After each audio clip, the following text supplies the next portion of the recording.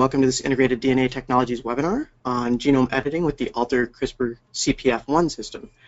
My name is Dr. Hans Packer, and I'll be serving as the moderator for today's presentation. The presentation today will be given by Dr. Rolf Turk. Rolf is a staff scientist here in the Molecular Genetics Applied Research Group at IDT, where he has been working on a variety of projects, including optimization of delivery protocols for oligonucleotides, protein, and the altered CRISPR systems. Dr. Turk received his PhD in molecular genetics from the University of Leiden in the Netherlands, where he studied disease mechanisms underlying muscular dystrophy using high-throughput methodologies. Rolf's presentation today should last about 30 minutes, and following that presentation, Rolf will answer your questions. As attendees, you've been muted, but we encourage you to ask your questions at any time during the presentation, and you can do those by typing them into the questions box located in the GoToWebinar control panel. And you can actually so there's a little down arrow. You can make it bigger there in the panel, or you can pop it out using a little plus sign or up arrow that's on the right-hand side of that bar in your interface, and make that even larger to type your question into it, make it nice and easy for you. Also, in case you need to leave early today, we are recording the presentation, and we will make the recording available on our Vimeo channel and our YouTube channels, which are shown on the screen. You don't have to remember this. We'll also send you links to this after the webinar in the next couple of days, with links to the videos and the slides. The slides will be posted during the presentation today, probably, and those will be on slideshare.net/IDTDNA, and those will be available pretty soon. All right, and I guess with that, we can get started with the actual presentation. So indeed, like Hans was saying, and thank you for the introduction, Hans, I'm going to talk about Cpf1-based genome editing using the ALT-R CRISPR Cpf1 system. So this is a quick outline of what I'm going to talk about today. First, I'm going to give you a background, then I will move on to the optimization of the Cpf1 cRNA or CRISPR RNA. We have optimized both the length and the chemical modifications for this CRISPR RNA to make it more stable and more effective, leading to higher editing efficiencies. Then I will move on in the delivery of Cpf1 as a ribonucleoprotein complex. So that is where the Cpf1 protein is complexed together with the CRISPR RNA and delivered directly into cells as a RNP complex. I will talk about the effect of the ALT-R Cpf1 Electroporation Enhancer, which is a single-stranded oligonucleotide that will or that does increase the editing efficiencies. I will talk a little bit about the RMP concentration optimization, so you can kind of dial down maybe the amount of RMP that you have to use in your genome editing experiments. At the end, I will show a couple of slides about homology-directed repair using Cpf1 and positive controls that we have available for this system. So genome editing basically revolves around the generation of double-stranded breaks in genomic DNA. This is done by specific enzymes, most famously Cas9, and now what I'm going to talk about, Cpf1. And these proteins are what are called RNA-guided endonucleases, and they cut genomic DNA at very specific locations, and that specificity is generated by the CRISPR RNA that is combined with these proteins. So upon cleavage of the genomic DNA, a couple of different pathways can be activated in the cell. The most prevalent one is the non-homologous end joining pathway, NHEJ, as you can see over here, and what that will lead to often are mutations and deletions, or mutations in the form of insertions or deletions. And if you're, for instance, targeting an exon, this can lead to an out-of-frame transcript and thereby render the protein that you're targeting not functional. The other thing, and the other pathway that can be activated, is what is called the homology-directed repair. And what you need for that is the presence of a template strand that has homology arms to the cut site, and that is what is represented over here in light blue. Those are the homology arms. You can introduce your template either as a double-strand template or a single-strand template. And we like you to use the single-stranded template because the chances of blunt-ended or insertion of your template is minimized. But we will have other webinars talking about that in the future. So let's start off with an overview quickly of the Cas9 system. So Cas9 is a RNA-guided endonuclease. Like I said before, it relies on binding to a guide RNA, which consists of a tracer RNA complex that binds directly to Cas9, and then a CRISPR RNA molecule that binds to tracer RNA. And the CRISPR molecule contains what is called a protospacer sequence, and that is what generates the sequence specificity where the cut is being generated in your genomic DNA, and that is about 20 nucleotides in length. The binding of this RMP relies on the presence of a PAM site or a protospacer adjacent motif. And in the case of Cas9, it is NGG. So in order for the double-stranded break, which Cas9 makes as a blunt-ended site, you need to have the presence of the NGG and then your sequence specificity of your protospacer. So Cpf1 is a different RNA-guided endonuclease, and it differs a little bit from Cas9. It stands for CRISPR from Prevotella and Francisella 1.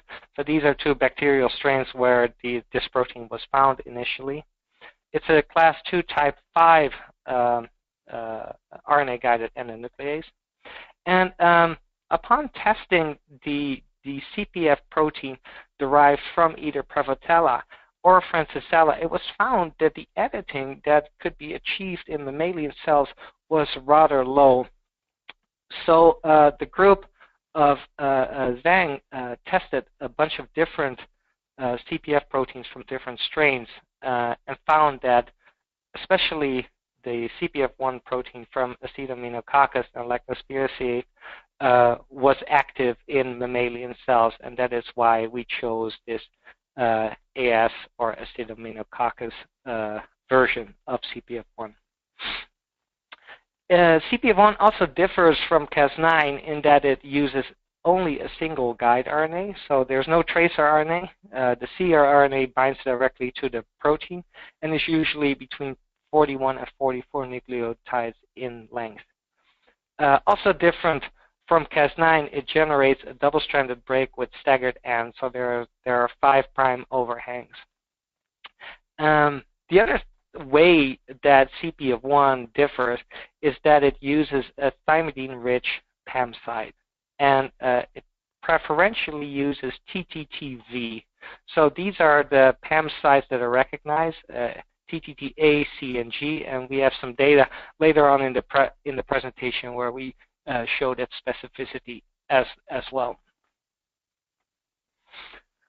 So the group of Osama Nooraki published the crystal structure of Cpf1 where it is bound to genomic DNA as well as its CRISPR RNA. And you can see the crystal structure depicted over here. There are a couple of domains across this protein that lead to the actual cleavage. So over here they made a really nice schematic representation of the interaction of Cpf1 CRRNA and the double-stranded DNA template to be cut. And what you can see over here is that on one lobe, a cut is generated by the RUB-C domain, whereas another cut is created by the NUC domain. Now, what is interesting too about Cpf1 is that this cut on the non-target strand needs to occur before the second cut can be generated, and that is where it differs too. So again, just to wrap up this background a little bit, Cas9, the most famous one so far, uses two-part guide RNA a tracer RNA and a cRNA, they can be combined by a linker to create a single guide RNA. And this is something that I talked about in one of my previous webinars, which, by the way, you can find at our IDT website. So the other thing is that Cas cuts bluntly, and compared to Cpf1, where there are 5' staggered ends, again, there's a single guide RNA present over here. So the reason why we have Cpf1 as a product is that it does differ a little bit from Cas9. If you, for instance, have a genomic region that you want to target that is very AT-rich, you might have more success in finding a proper target sequence using Cpf1 versus Cas9. Also, there are, for instance, a couple of different organisms, such as Plasmodium falciparum, that is causing malaria, that have very AT-rich genomes. There's a couple of other benefits to the Cpf1 system that I will go over in the next couple of slides. So the group of Jin-Soo Kim published a great paper in Nature Biotechnology talking about the specificities of Cpf1 endonucleases. And one of the things that they did was comparing the on-target and off-target efficiency of Cpf1 compared to Cas9. So they, in this case, looked at a couple of different targets. They have a figure in the paper, which is shown over here, where they look at the on-target effect of this specific target site. And that is what you can see here. And the length of this bar represents the editing efficiency. And what you can see that overall, the two strains, so that's Acetaminopcoccus Cpf1 and Lectospiraceae Cpf1, also generate the same amount of editing efficiency. So the on-target editing efficiency can be the same with Cpf1 compared to Cas9. Where it differs, though, is that the amount of off-target effects, which are represented right over here all across the genome, is far less using the Cpf1 proteins. And that is definitely easier to see when you take another target site, which is DNMT1-4, where the amount of off-targets using AS or LB Cpf1 is very low compared to Cas9. One of the earlier webinars that I gave discussed the use of RNP, so ribonucleoprotein complexes, and how it's beneficial when you want to do genome editing because it's quick, it's easy, and one of the big things is that the amount of off-target effects is significantly lower, and this is because the turnover of the RNP is much higher compared to expression, say, through a plasmid, where the time that Cpf1 or the Cpf1 RNP lingers around is a lot longer and thereby increases the chances for generating off-target effects. The same data was shown in that same paper from Jin-Soo Kim's group, where they looked at the editing efficiencies both on target of a particular site and compared the RNP genome editing efficiency versus genome editing efficiency when Cpf1 is encoded through a plasmid, and found that they are fairly much the same. Note that this is a logarithmic scale. Now, when they looked at different off-target sites, they showed that the amount of editing on these off-target sites is significantly higher when Cpf1 is expressed from a plasmid, again indicating that the use of an RNP is beneficial over the use of plasmids. Now, one of the things that we looked at here at IDT is how efficient the Cpf1 nucleases are. So in this case, we did what we refer to as gene walks, where we take a genomic region, in this case the STAT3 gene, where we looked at exons 5 and 6, and look at genome editing at every possible target site within that region. And this is what you can see over here, where we have the chromosome location shown. In orange, we have all the target sites for Cas9. In blue, we have all the target sites for Cpf1. And this gives you an idea of how well it is dispersed throughout this region. One thing that you have to note is that the amount of target sites differ between Cas9 and Cpf1, and that is because the chances of finding a PAM site of 3 bases, in the case of Cas9 and GG, is far more frequent than finding a PAM site made out of 4 bases, which is TTTV or TTTN for Cpf1. So the amount of target sites can definitely differ between the two different systems, and is less for Cpf1 compared to Cas9. Now, if we take these results over here and just plot them ranked by editing efficiency, you can see a couple of things. For the Cas9 protein, which is kind of the standard, we can see that the vast majority of the CRISPR RNAs generate editing results of more than 15%. So 93% of the CRRNAs that we tested generate good editing efficiency. Now, for Cpf1, when we looked at every potential target site, we found that the amount of CRRNAs that are functional is far less. So in this case, it's 35%. Excuse me. Now, one of the things that I talked about during the background is that the sequence specificity when it comes to the PAM site is pretty particular when it comes to Cpf1. So I kind of plotted the results of 232 CRRNAs that we checked across six genes, and this is the editing efficiency, and I separated them based on their PAM site. And what you can see, if you have a PAM site that consists of a TTTT, the editing efficiency is generally very low for this PAM site. If you have a PAM site that consists of an A, a C, or a G, the editing efficiencies are a lot higher. So for instance, over here, I plotted the same figure as I showed 2 slides ago, where you have the Cas9 results, and here you have the TTTN from Cpf1. If you just look at the target sites that have either an A, a C, or a G, and that is referred to as a V here, so the TTTV PAM sites, you can definitely increase the ratio of successful CRRNAs. So in this case, we find that 1 and 2 CRRNAs are functional.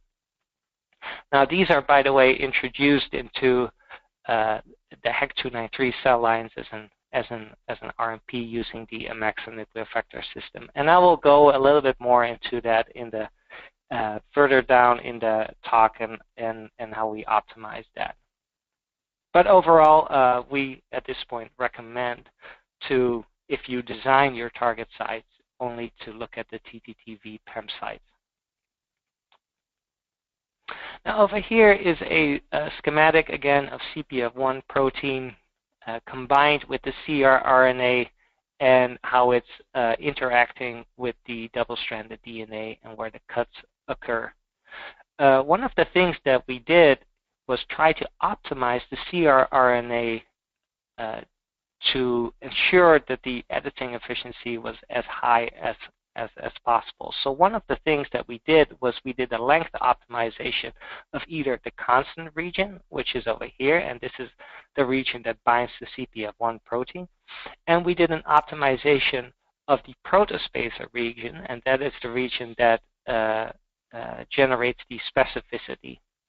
Now, when we truncated the constant region, even with one base, we saw a huge drop in editing efficiency, indicating that this constant region cannot be truncated.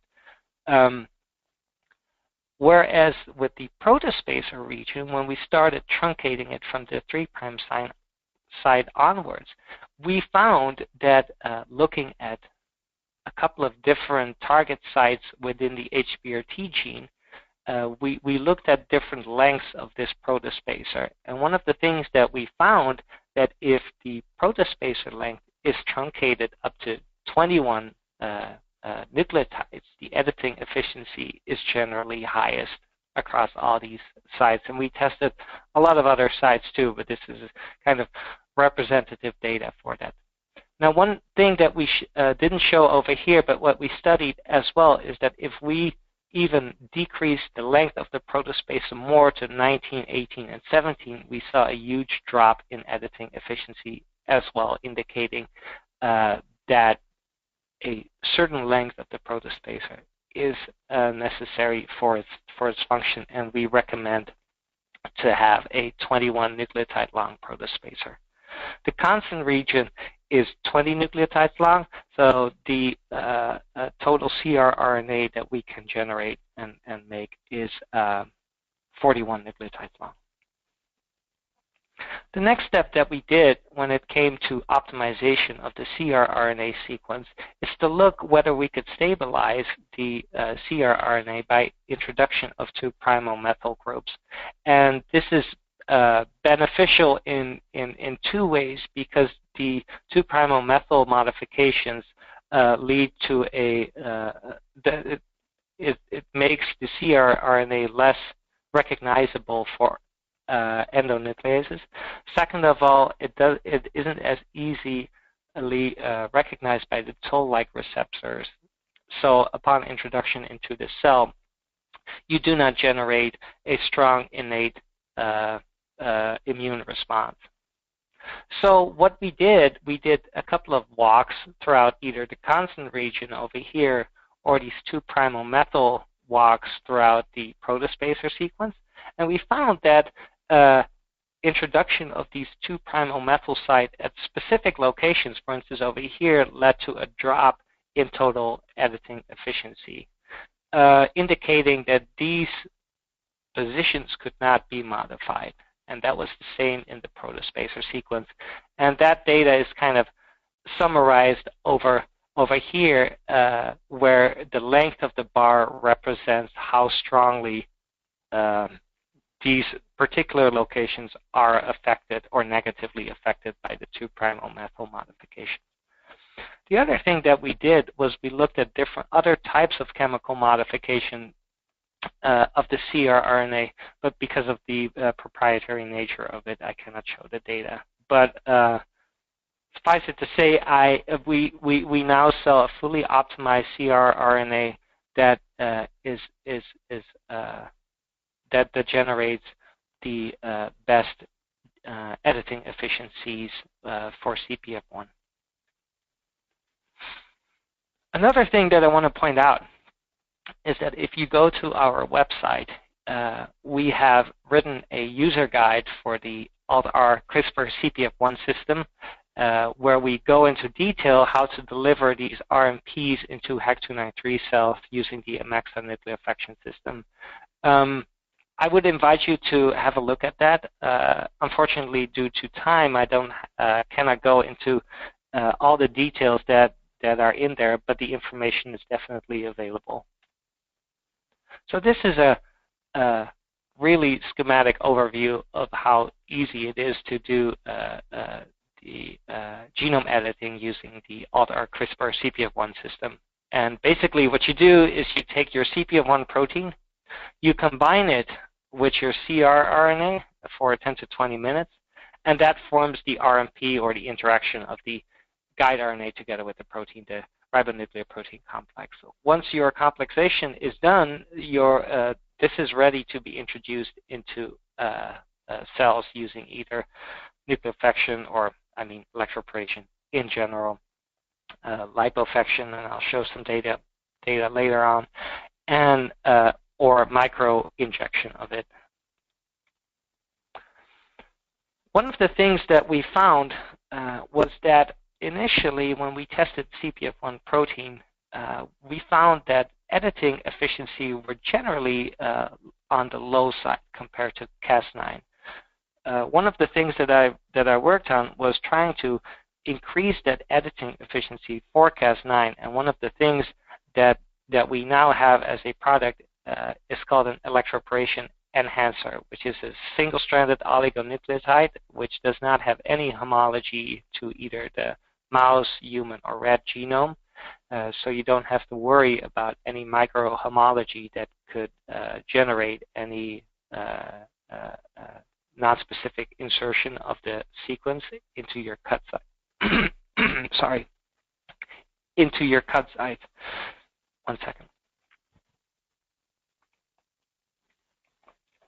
Well, the same thing we have done with Cpf1. We put in a good amount of effort to find an optimized electroporation enhancer for this RNA-guided endonuclease. So we tested a bunch of different sequences, found a particular one that works very, very well, and the results you can see over here, and this is just an example of what it does. So we tested the editing efficiency of the Cpf1 RMP at a bunch of different target sites within the HBRT gene. And what you can see in blue are the results when we do not have any electroporation enhancer present. And you can see that rarely it goes above 10% or maybe 20% in this case. However, upon addition of the electroporation enhancer at, say, a concentration of 3 or 5 micromolar, we see a huge increase in the editing efficiency, indicating that the addition of this electroporation enhancer strongly boosts the genome editing efficiency, and we recommend you using this for your own experiments. So one of the things that we did was trying to find what the optimal concentration of the RMP is using electroporation with the AMAXA system. So I introduced the RMP at different concentrations ranging from almost 0 to about 5 micromolars of RMP, and I did that without the electroporation enhancer. And as you can see, for this particular site, it definitely flatlines in that it doesn't matter what amount of RMP you introduce into the cell, the amount of genome editing is low. Again, this is one of the HBRT sites that was in the previous figure as well. If we introduce an equimolar amount of the enhancer compared to the RMP, we find that especially at higher concentrations, we find toxicity. So when we compare that to a standard amount of 3 micromolar during every condition, we found that this actually works the best, where it doesn't lead to any toxicity. So looking at this, the addition of 3 micromolar enhancer generates up to 25% editing efficiency for this particular site in HEC293 sites. In HEC293 cells. Now this is a more potent site that we also tested, where I did a similar experiment, and here you can again see that the absence of the electroporation enhancer leads to fairly low editing efficiency. However, addition of the electroporation enhancer really boosts it, and especially at lower concentrations of your RMP. So we would, if you want to reduce the amount of RMP that you use, we would recommend you to use, first of all, the electroporation enhancer, and then by testing different concentrations, you might find a concentration that works best for you. Again, here we find that addition of an equimolar amount of the enhancer leads to some toxicity in the cell, so again, we recommend just to use 3 micromolar enhancer. So this is the same site as I showed over here, HEC293. but instead of using the AMEXA nuclear effector system, I also looked at editing efficiencies that we can achieve using the neon transfection system. And over here you can see that the benefit of the enhancer is slightly less prevalent. Still, it works, especially at suboptimal conditions. And again, the use of an equimolar amount of enhancer leads to some toxicity, so we would recommend to use, in this case, 1.8 micromolar of the enhancer.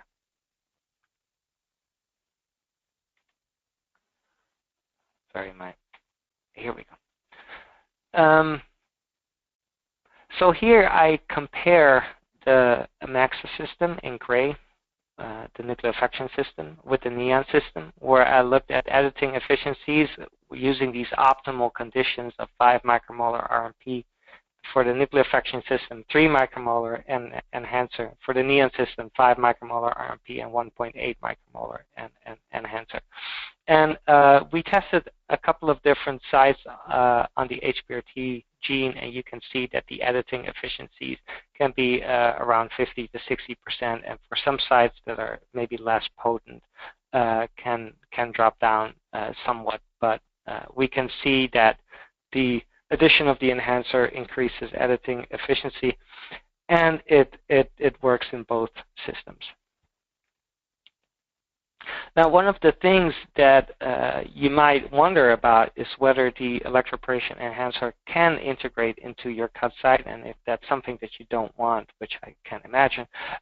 We did do some testing using NGS or next generation sequencing to look specifically at the indel profiles that are generated by Cpf1 genome editing.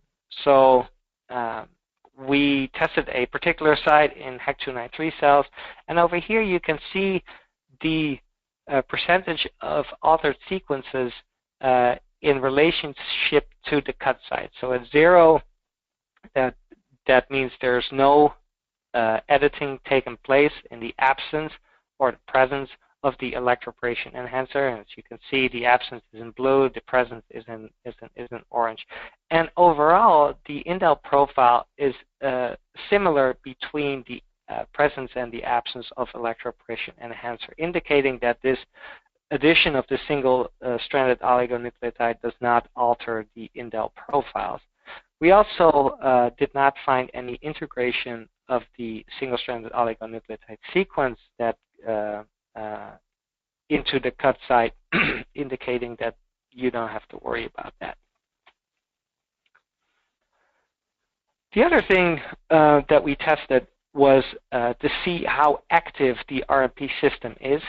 So we transfected HEC293 cells or HeLa cells with 5 micromolars of RMP, 3 micromolars of the enhancer using the AMEXA system.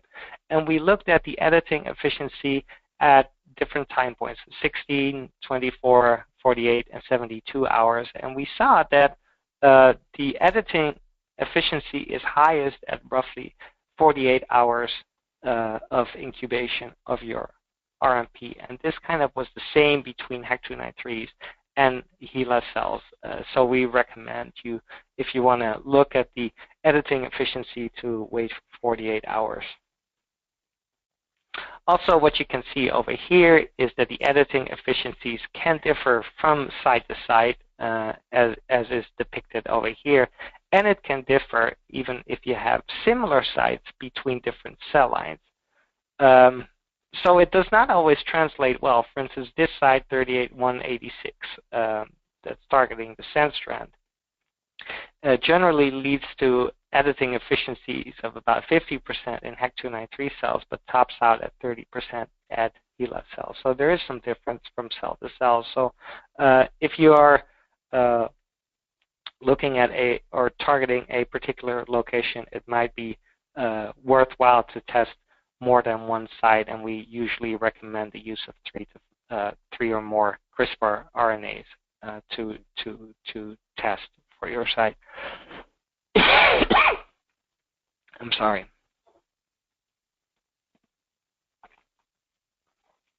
One of the things that we tested briefly, or that I will talk about briefly, is HDR or homology-directed repair using Cpf1.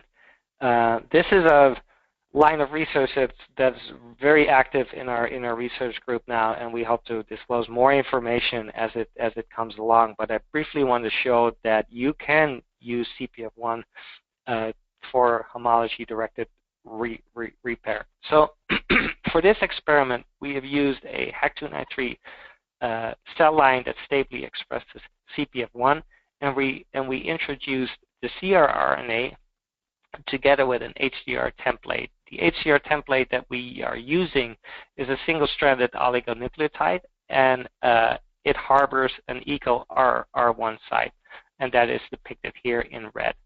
The other thing that it has are two homology arms that line both sides of the cut site, so we are targeting to introduce this eco R1 site into the cut site. So we have flanking arm lengths of different lengths ranging from 27 to 92 nucleotides long, and this is the total length of the single-stranded oligonucleotide. In this case, we used ultramers that are high-fidelity oligonucleotides generated by IDT. So over here, you can find the results. You can see the results of the non-targeted strand and the targeted strand at the different lengths of the HDR template. So the blue dots over here is the editing efficiency that we observed of using this particular CRRNA, and we get about 70 to 80% editing efficiency. Of the sites that are successfully targeted using HDR, we find that the non-targeted strand overall leads to higher levels of editing efficiencies, especially when you use a length of about 80 to 100 nucleotides long. But like I stated before, this is still active, but it definitely works, and we can get, at this point, integration of about 15%. Another thing that we looked into was the delivery of the Cpf1 RMP using liposuction, and we use RNAi max from Thermo Fisher.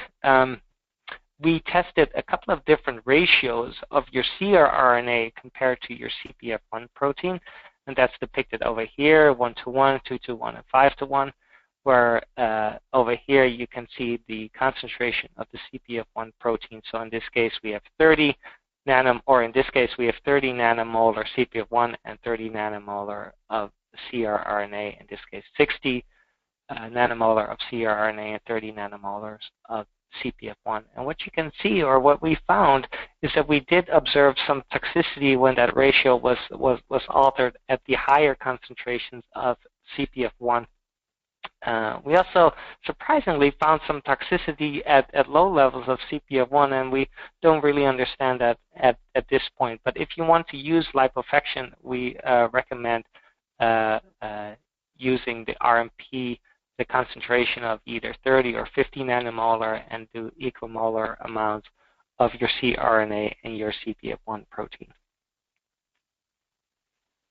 Now the last data slide you can find over here, and this is something that you can find in the user guide where we have determined positive controls for the Cpf1 system for either human, mouse, or the rat genome, and the sequences are listed over here. So we would strongly recommend you to use a positive control, because it can, because if you're not sure whether your target site is active, you at least can determine whether your system is working. For the human side, these are the results that we tested in HEC293 cells, where you get up to 75% editing efficiencies. For the mouse lines, we have used the HAPA16 cell line. For rat, the RAT26 cell line, and the editing efficiencies are somewhat lower, but still robust. Again, this is something that you can see and find on our website. It's a quick comparison of genome editing, comparing Cas9 and Cpf1. Again, Cpf1 is particularly good for AT-rich genomes, or when your region of interest is AT-rich. It only has a single CRRNA, and it does not, and Cpf1 does not use a tracer RNA. The length of the CRRNA is about 41 that we recommend.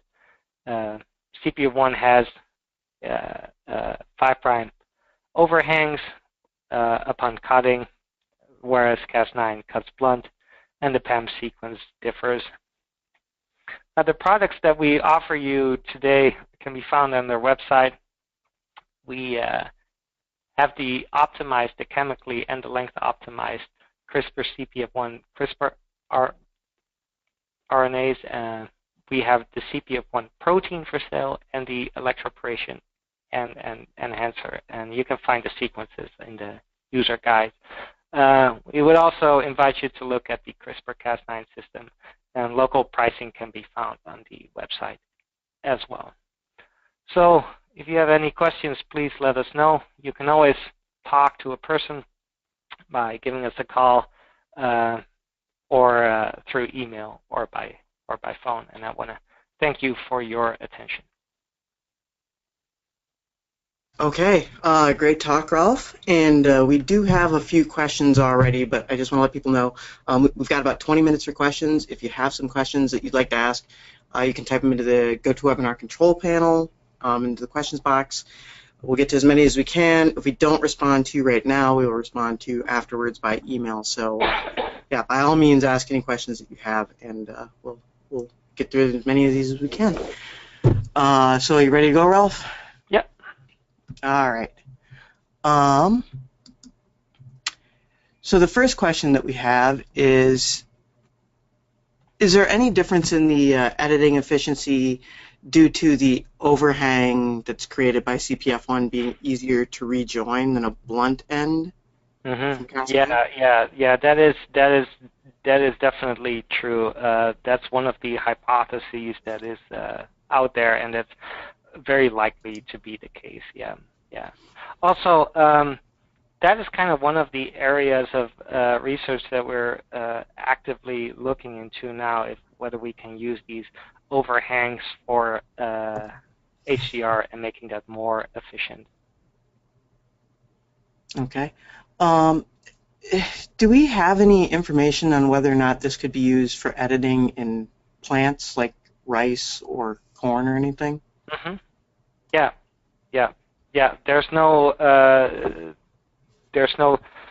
as far as I know, I think it works in these organisms. So one of the things that you have to keep in mind, though, is that the different Cpf1 proteins coming from different bacterial strains can either, it was definitely tested if it was active in mammalian cells or not.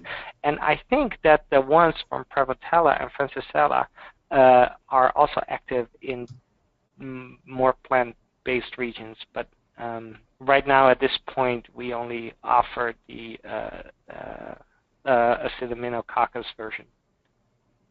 Okay.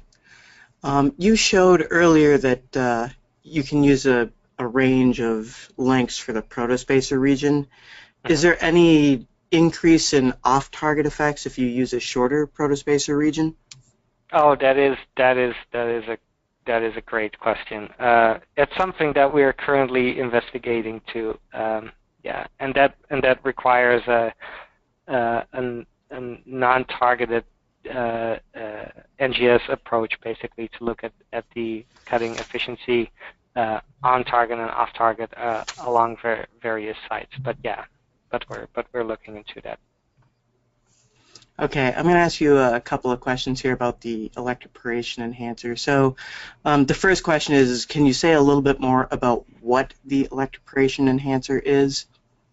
Yeah, so the idea behind the Electroporation Enhancer is that it is a single-stranded oligonucleotide without homology to at least human rat or mouse genomes. If you have working with a different organism, we can find out for you whether homology exists. Please shoot us an email for that. The idea behind it is that the negatively charged DNA might be beneficial for the delivery of the RNP into the cells. The exact mechanism of that we don't know. I have a hunch that it might lead. So during electroporation, pores are formed within the cell membrane, and it is thought that the negatively charged oligonucleotides can form a conductor or like microconductor sites upon the cell membrane, and that is where pore formation during electroporation is most likely. If you have a somewhat positively charged protein like Cpf1, it is more likely to be in close presence of those conduction sites and those pore formation sites. So that's kind of where we think it works, especially if we kind of take a look at the differences between liposuction, for instance, where we do not see any benefit of the addition of the electroporation or the single-stranded oligonucleotide, and that is why we refer to it as an electroporation enhancer, because it specifically seems to be beneficial during electroporation of your RNP. Yep. So it doesn't work with like other methods, like if you're transfecting a plasmid or if you're doing a chemical transfection of the RNP. It doesn't. No. It is particular for RNP and in the setting of electroporation. Yeah. And the sequence also matters. Like the sequence of this electroporation enhancer, it's different for Cpf1, for example, than it is for our Cas9 RNP. Yeah, true. Yeah, true.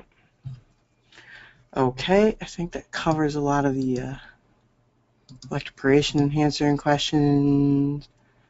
There was a question, I think this was on like slide 24. When you were showing the editing efficiency over time, that graph, it goes up to a certain point and then it kind of dips a little bit at 48 hours. Do you know why there's that dip at 48 hours? So that might be because the cells that are targeted might have a slight disadvantage in growth. So your unedited cells might grow somewhat faster than your edited cells. So that's why we can see that small drop. That's interesting. All right. And that's also, especially if you want to create particular cell lines that have specific mutations, and if you want to do a dilution series to isolate monoclonals, we would recommend to do that fairly early on, because you might have a disadvantage when your unedited cells might overgrow your edited cells. There's some really great questions here. So here's the next one. And I'm sure we'll come back to this topic in the future, too. We have some stuff coming soon. This person wants to ask if either Cas9 or Cpf1 works better if you want to do homology-directed repair experiments. Well, when it comes to homology-directed repair, there's a couple of variables. One of them is, for instance, how active your target site is. Because we can see, both for Cas9 and for Cpf1, we can see that certain sites cut better than others. So you need to have a potent target site. Then the other thing that might play a role is the length of your homology arms and whether that is long enough or short enough. It looks like longer is not always better, but I think it also depends on your, for instance, your melting temperature of your region of your homology arm. So that is another variable. The concentration of your ACR template is another variable that can drive it up or down. And one of the things that we're also looking into is can we use the Electroporation Enhancer together with HDR template to drive the HDR up even more. But these are all things that you have to consider when you want to do HDR. Also, the target strength. Are you designing HDR templates that are homologous to your non-targeted versus your targeted strand? We can definitely see a difference with Cpf1 there. Let me think. Yeah, on top of my head, there might be another couple, but yeah. So Okay. yeah, which one works better? Just to wrap it up, I kind of want to say, it just depends on these variables that I listed, and I think that giving it a shot for either one can lead to very good HDR results, but it's more dependent on other factors as well. Okay. Here's a question for you. How do we design the guide RNAs for our CPF1 research? Oh, please go to our website. It is described over there, as far as I know.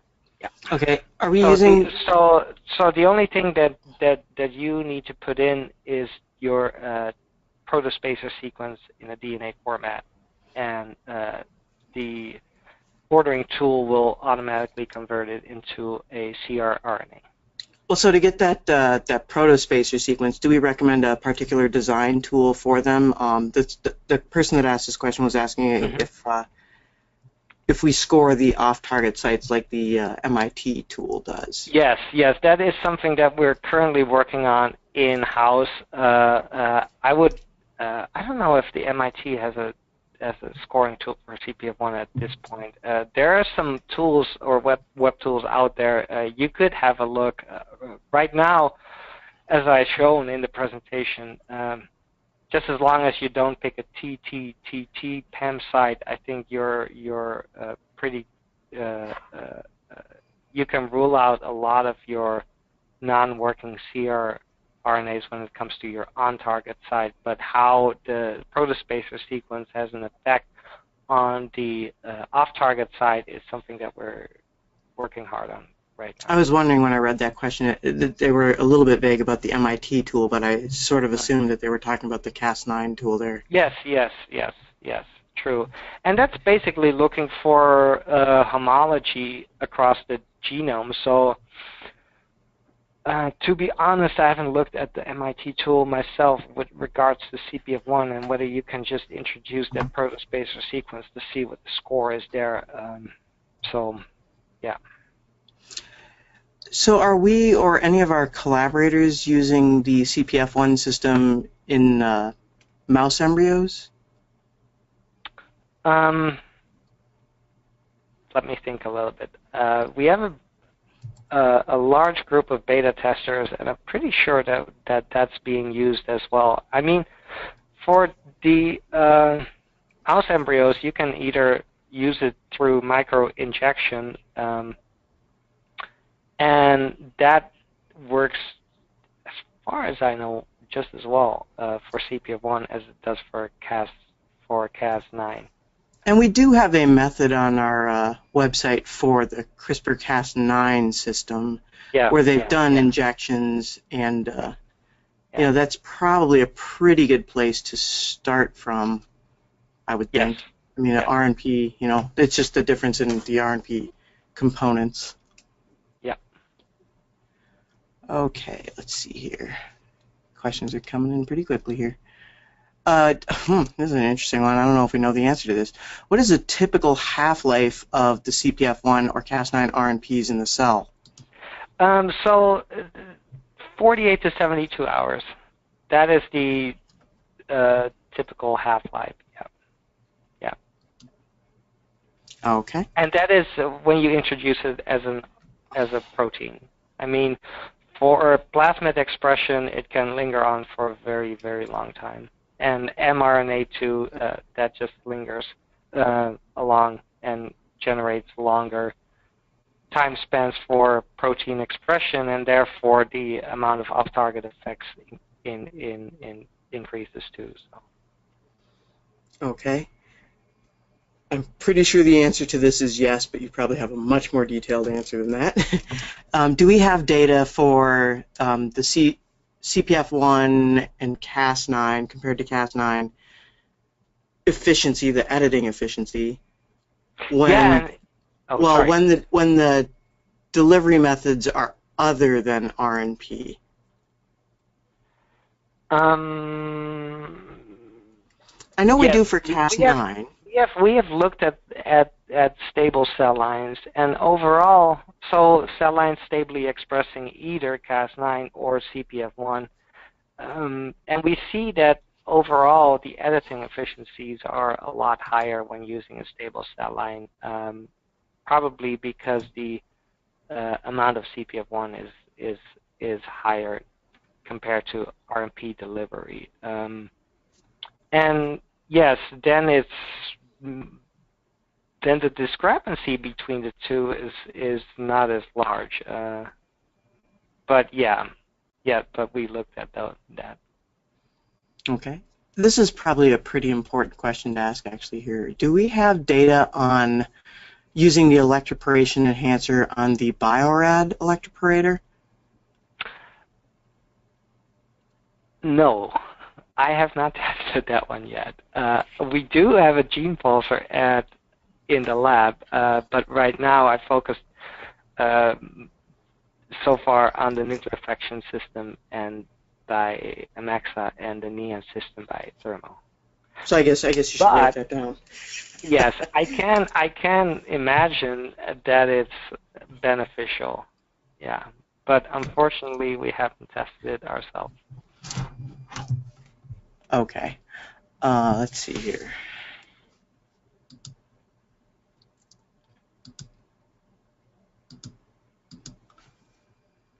Okay, so here's the homology directed repair question. There's a lot of these. They're coming in pretty fast now. This one, you mentioned single-stranded donor is better than a plasmid as donor for homology, but how much difference is there in efficiency for HDR? I think that might be site dependent again. One of the things that the introduction of double-stranded DNA leads to is integration into the cut site, independent whether HDR is taking place or not. So, and that is something that you might want to prevent if you're wanting to create a very specific insertion into your region of interest. And that's why we recommend the use of single-stranded oligonucleotides, because the chances that integration or random integration takes place is far less likely compared to a plasmid. One of the things that I haven't talked about during the presentation, but one of the new products that IDT will release is the production of long single-stranded oligonucleotides that can be used for HDR up to 2,000 nucleotides long. And that might open up a lot of new possibilities for people to do HDR. Okay, I want to take just a couple more questions, but I want to let people know, first of all, if we don't get to your question, and I'm not going to get to all these because there's quite a few here, they're great questions, we will respond to you by email and get you an answer to your question if I haven't answered it, or if I haven't asked it, or if we haven't gotten to it. And then the other thing is I wanted to point out that in the chat box you'll see that there is a link to both the user guide for Cpf1 as well as the slide deck for this webinar, which is now on our SlideShare site. So you can go link to those things right now. And we'll also be sending you a follow-up email with links to the recording of the webinar and the slide deck and whatnot in the next couple of days. So I just wanted to let you guys know that that's on the way. And let's see here. I do want to ask just a couple more of these. Some people are starting to kind of trickle out of here, and I know people have things scheduled for 10 o'clock or, well, whatever time it is in your time zone, but Central Time for us is 10. So a couple more questions here. What does it mean? Okay, this is a homology-directed repair question. What does it mean when you say the non-targeted strand has a higher efficiency than the targeted strand in your HEC293 cells? Yeah, so since we are using single-stranded oligonucleotides, we designed them with having homology to either the targeting strand or the non-targeting strand, and that is why we refer to it, because there's two possibilities, right, if you're using single-stranded oligonucleotides. In the case of using a double-stranded template, then you don't have that necessity, but that's why we specify that. Okay.